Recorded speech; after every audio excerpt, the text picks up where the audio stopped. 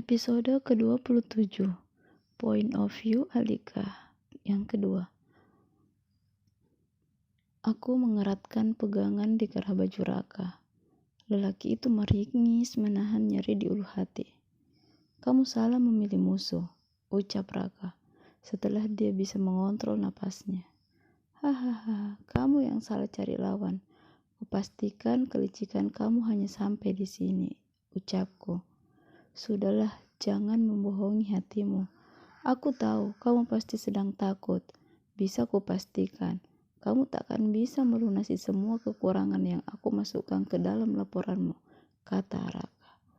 Huk, huk, huk. Satu tinju kau kembali membuat lelaki berambut gondrong itu tersungkur ke lantai. Kamu tidak kenal aku. Jangankan melunasi semua kecuranganmu, membunuhmu saja aku sanggup, seruku dengan kata-kata ancaman. Kak, apa-apaan ini? Tanya Bu Hesti. Dia menarikku mundur, lalu membantu Raka bangkit dari posisinya. Tunggu pembalasanku. Kutinggalkan mereka tanpa memberi penjelasan kepada Bu Hesti. Aku tahu perawan tua itu tak akan berhenti mencari info dan menyebarkannya. Ku kemasi barang-barang di atas meja aku dengan kasar. Beberapa kali teman di sampingku bertanya namun tak kubalas. Dari tatapan mata mereka, aku tahu bahwa mereka sudah lebih dahulu tahu. Kulangkahkan kaki meninggalkan kantor yang sudah kutempati bekerja lebih dari 5 tahun. Tak ada tetes air mata, tapi perasaanku begitu kalut. Dari mana aku bisa mendapatkan uang di atas 100 juta? Motor melaju dengan kecepatan sedang. Sengaja berkeliling dulu sampai waktu pulang kantor. Aku tak mau membuat ayah khawatir. Kulirik jam di tangan. Masih lama. Keputusanku singgah makan di warung bakso. Mas, bakso campur 1 mangkok. Jangan pakai lama makan di sini. Pesanku ke pelayan yang sedang mempersiapkan menunya. Lelaki parubaya itu mengangguk. Kak Alika, terdengar suara orang memanggilku. Saat kutolehkan pandangan, aku tersenyum. Ternyata Mira, adik almarhum Airin. Ngapain di sini? Tanyaku. Makan, jawabnya membuatku menepuk jidat.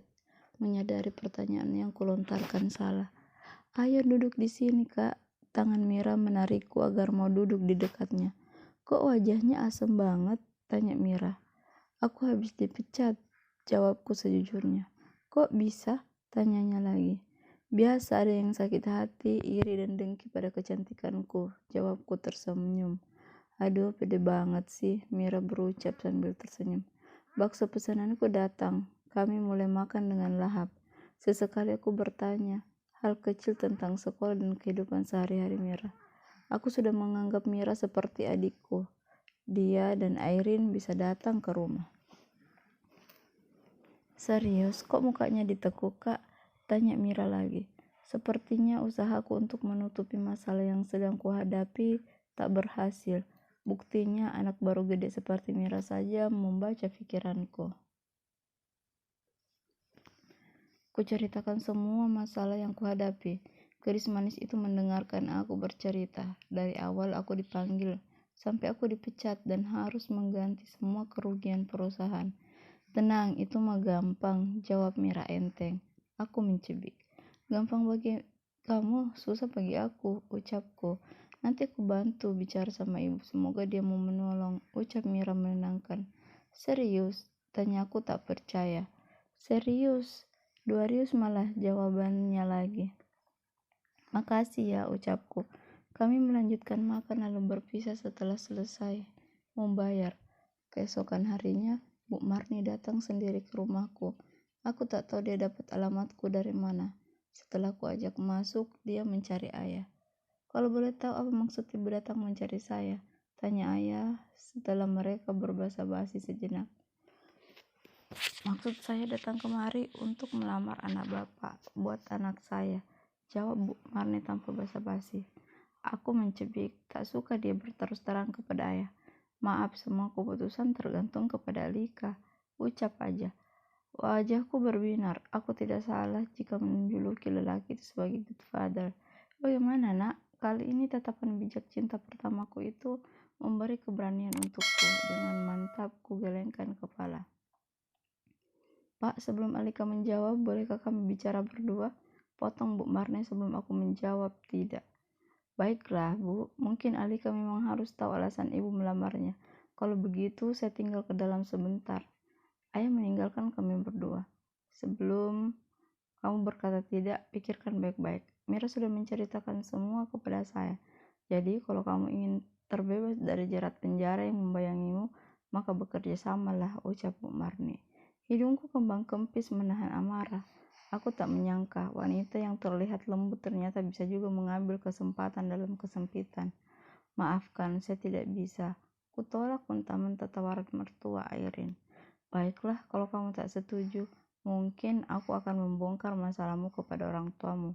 Bisa kubayangkan penyakit jantungnya akan kumat dan harus dirawat di rumah sakit. Tentu kalian akan butuh dana lagi.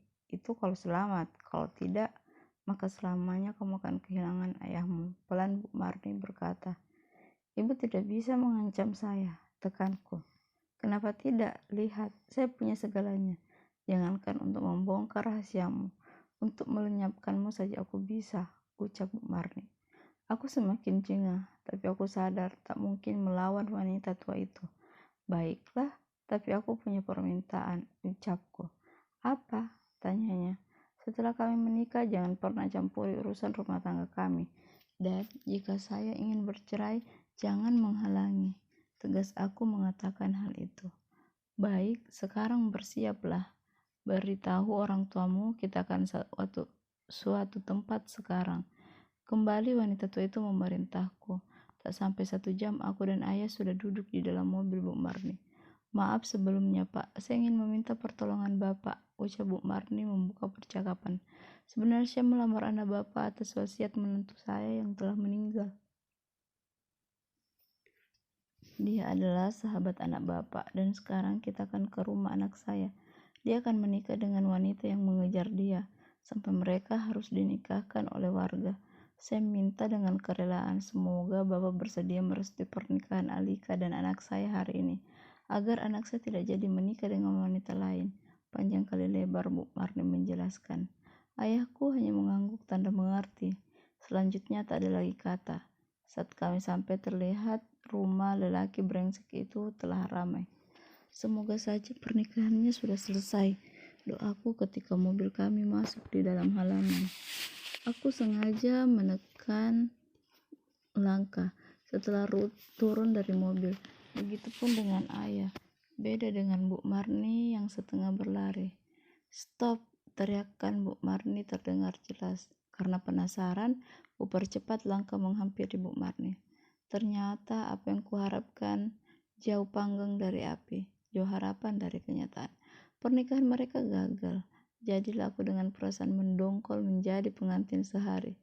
Semua prosesi berjalan lancar. Semua tamu pulang. Begitupun Bu Marni.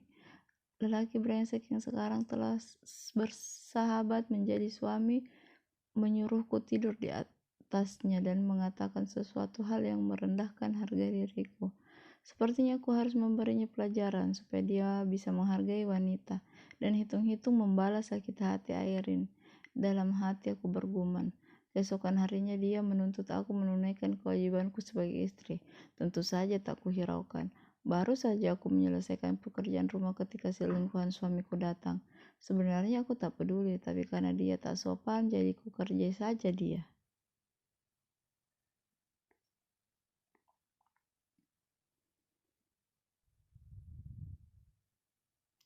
Weh ngelamun aja nanti kesambat. Mira menepuk pundak Alika. Sudah lama? Tanya Alika. Baru aja. Yuk makan bakso, ucap Mira. Alika mengangguk. Mereka keluar rumah dengan mengendarai motor menuju depan komplek. Stop,